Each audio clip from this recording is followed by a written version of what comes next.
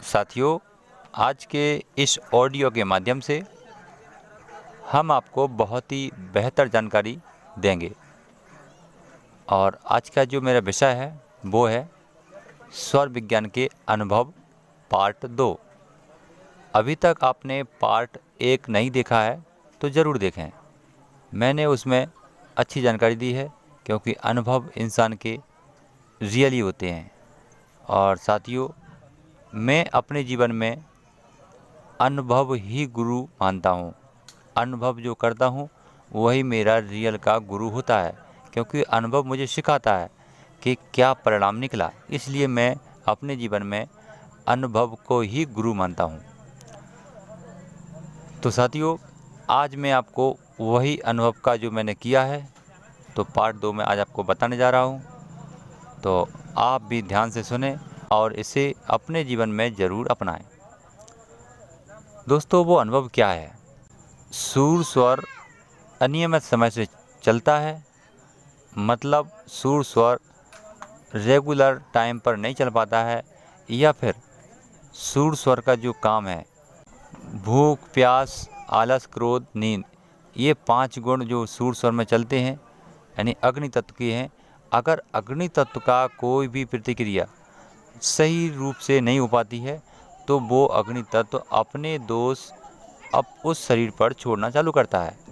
तो साथियों, इस अग्नि तत्व की या फिर हम यूँ कहें कि सुर स्वर की अनियमित समय से चलने की जो प्रक्रिया है वो 3 दिन की है कि 3 दिन तक अगर वो अनियमित समय से चल रहा है तो चौथे दिन आपके अंदर कोई ना कोई बीमारी पैदा करेगा।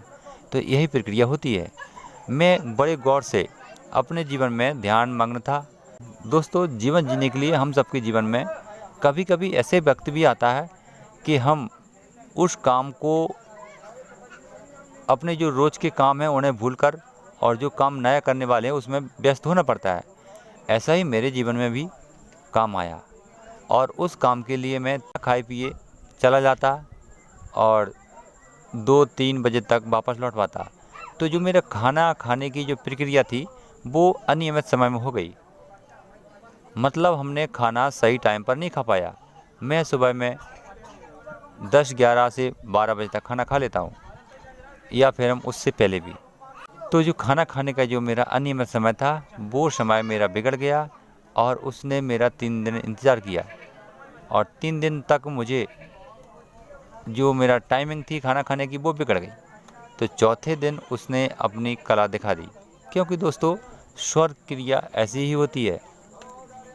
हम लोग जो भी काम करते हैं उसमें बिना बोले, बिना रुके और बिना टोके वो अपना कार्य करती रहती है।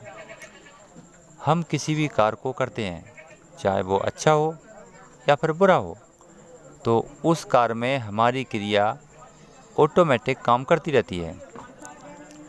तो हमारा जब सुर स्वर 3 दिन तक अनियमित समय हुआ तो चौथे दिन उसने मुझे अतिसार लगाना चालू कर दिए।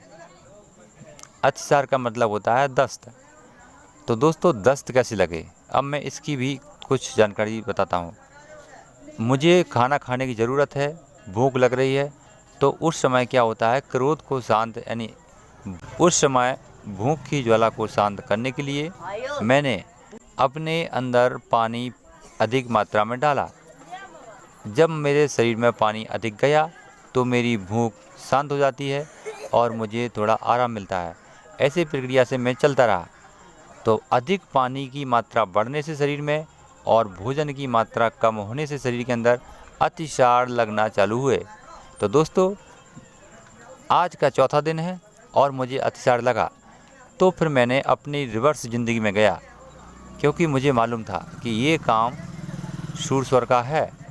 तो फिर मैंने भाई जो कमी की है, काम में जो व्यस्त रहा है, उसमें जो भूल की है मैंने, उस भूल में मुझे मिला कि मैंने अपने अग्नि तत्व को रेगुलर समय पर भोजन नहीं दिया।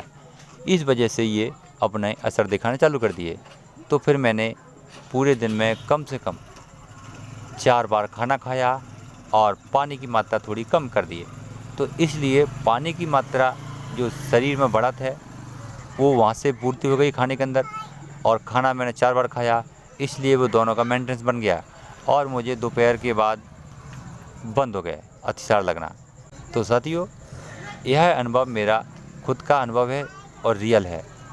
अगर आपके साथ भी ऐसी कोई अवस्था बनती है और आप अपने जीवन में टाइम पर खाना नहीं खा पाते हैं, तो आपको याद रहे कि आप उस समय अधिक पानी पिएं। इससे क्या होगा कि आपके शरीर में पानी की कमी नहीं आएगी, तो आपको बुखार की समस्या पैदा नहीं होगी। हाँ, लेकिन दस्त की समस्या बन सकती है। तो फिर इसके लिए आपको भोजन की जो प्रतिक्रिया है, अधिक मात्रा में भोजन खाना है और दिन में 3-4 बार खाना है और पानी थोड़ा कम पीना है, अधिक मात्रा में नहीं पीना है। तो इससे आपके शरीर में पानी की बढ़त, जो आपने बिना खाए पिया है उसकी, और भोजन ज़्यादा खाएंगे इसकी, दोनों का मेंटेनेंस हो जाएगा और आप बिना दवाई के, बिना गोली के, किसी भी डॉक्टर की सलाह से आप आराम से अच्छे हो जाएंगे। आपको किसी भी चिंता करने की ज़रूरत नहीं है। तो दोस्तों, ये मेरा अनुभव था, आप भी इसका उपयोग करें और दूसरों को भी बताएं। फिर मिलेंगे अगली वीडियो में, तब तक के लिए जय भोलेनाथ, जय हिंद, वंदे मातरम।